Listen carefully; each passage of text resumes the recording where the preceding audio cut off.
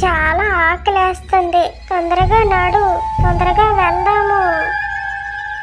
అన్నయ్య, అట్టుపళ్ళు ఎంత పెద్దగా ఉన్నాయో, తెంపుకొని తిందావా అన్నయ్య? భలే భలే మజా వస్తుంది అన్నయ్య. చెల్లి, ఈ చుట్టుపక్కలలోని ఒక్క చెట్టు కూడా లేదు, అరటిపండు చెట్టు తప్ప. ఈ అరటిపండు చెట్టు పళ్ళు తినొచ్చో తినకూడదు. వెళ్ళిపోదాం చెల్లి. స్వామి గారు, మీరు ఖాళీ అయినా 5 నిమిషాలు మీతో మాట్లాడాలండి. ఏంటి రమేష్ గారు, చాన్నాళ్ళకి ఫోన్ చేశారు, ఏంటి సంగతి చెప్పండి, వింటాను. స్వామి గారు, ఎలక్షన్స్ లో గెలవాలి, సీఎం అవ్వాలంటే ఏం చేయాలో కొంచెం చెప్పండి స్వామి. రమేష్ గారు, మీరు ఎలక్షన్స్ లో గెలవాలి, సీఎం అవ్వాలంటే పూజలు చేయించాలి, దానికి ఖర్చు అవుతుంది. చెప్పండి, చేయమంటారా? స్వామి గారు, ఎంత డబ్బు ఖర్చు అయినా పర్వాలేదు, నేను సీఎం అవ్వాలా, మీరు పూజలు మొదలెట్టండి. రమేష్ గారు, ఒక 10 లక్షలు పంపించండి, మీ పేరుతో పూజలు స్టార్ట్ చేసేస్తాను. కృష్ణ, ఈ మెంటలోడు, ఈ తెక్కలోడు వాళ్ళ చెల్లిని తీసుకుని ఎక్కడికి వెళ్ళాడో తెలియదు. చికెను అనుకొని ఇంట్లోంచి పారిపోయాడు.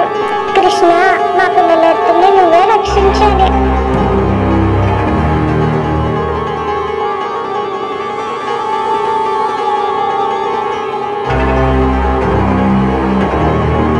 స్వామి అక్కడ కూర్చొని ఏదో పూజలు చేస్తున్నాడు. రా చెల్లి, ఆ చెట్టు దగ్గర నిలబడి చూద్దాము.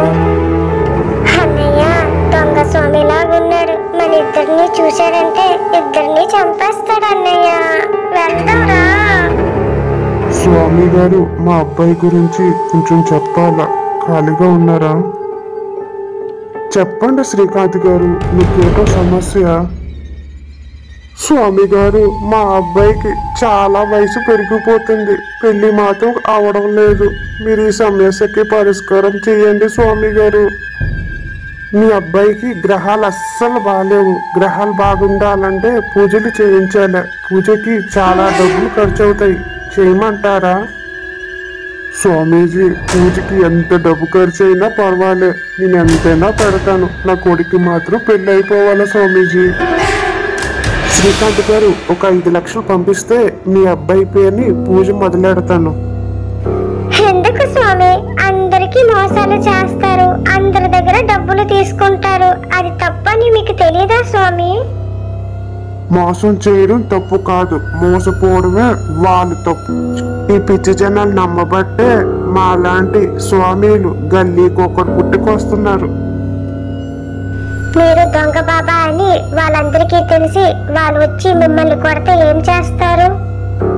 నేనేం చేస్తానే, విజయ్ మాల్యా, నిత్యానందలాగా నేను జంపజలాన్ని అయిపోతాను.